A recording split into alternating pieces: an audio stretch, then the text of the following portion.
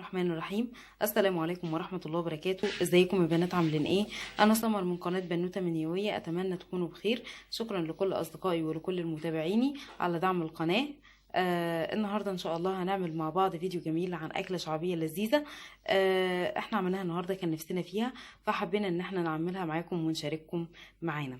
النهاردة هنعمل البصارة، مكوناتها عبارة عن نص كيلو فول مدشوش، معانا حزمتين كزبرة خضراء، حزمة بقدونس، 3 عروق من الشبت، بس ما تكتريش علشان ما يديكيش لون غامق ليها.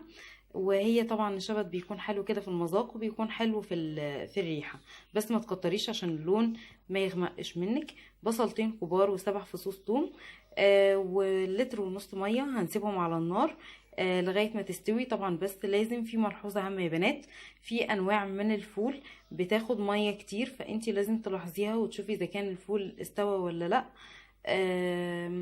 لازم تلاحظيها، لعل وعسى تحتاج منك مية. طبعا احنا هنسيبها تستوي على النار وارجع لكم تاني. شوفوا يا بنات كده، ده بعد ما لسه طافية عليها بس عشان البخار بيخلي التصوير مش كويس، يعني بيشوش على الكاميرا. دي كده بعد ما استوت، ده منظرها. هنستنى طبعا لما تهدى خالص ونضربها في الخلاط، وبعدين اوريكم المرحلة اللي بعد كده. شوفوا يا بنات، هنا بعد ما ضربناها حطيناها تغلي لانها ما كانتش بتضرب كويس، فزودناها حبة مية صغيرة. احنا كده سايبينها ان هي تغلي، وبعد ما تغلي هنشيلها من على البوتاجاز ونوريكم المرحله اللي بعد كده. شوفوا يا بنات، احنا هنا عملنا لها بعد طبعا ما غلت البصاره، عملنا لها هنا التقليه بتاعتها. دي بصلايه هنعملها مع فصين ثوم ونوريكم بعد ما تتحمر ونوريكم في التقديم.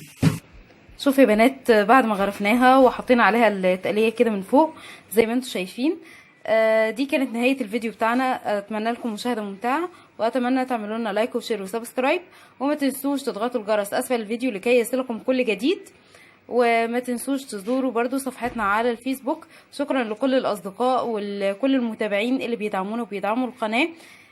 اتمنى لكم التوفيق والنجاح ان شاء الله، والسلام عليكم ورحمه الله وبركاته.